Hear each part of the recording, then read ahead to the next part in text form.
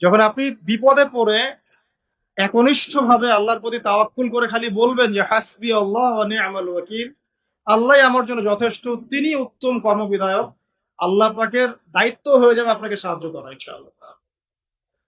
কোনো টেনশন করবেন না। যখনই কোনো বিপদ আপদে পড়বেন মন থেকে বলবেন হাসবি আল্লাহ ওয়া নি'মাল ওয়াকিল অথবা হাসবুনাল্লাহ ওয়া নি'মাল ওয়াকিল, ইনশাআল্লাহ দেখবেন আল্লাহর সাহায্য নেমে আসবে। মূসা আলাইহিস সালাম এই কথা বললেন, বলা মাত্রই কি হলো? বলা মাত্রই আল্লাহ রাব্বুল আলামিন ওহী করলেন যে লাঠি তুমি ছুঁড়ে মারো এখন। মূসা আলাইহিস সালাম সেই লাঠি ছুঁড়ে মারলেন লোহিত সাগরে। একটা দুটো নয়, একটা দুটো নয়, 12টা রাস্তা হয়ে গেল। এগুলো কোনো রূপকথা নয়, কিন্তু এটা বাস্তব, এটা হয়েছে পৃথিবীতে।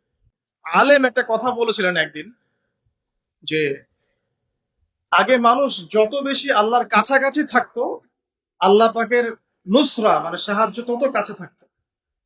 যখন মানুষ আল্লাহ থেকে দূরে সরা শুরু করেছে, আল্লাহ পাকের নুসরাও আস্তে আস্তে আস্তে আস্তে সরে গেছে।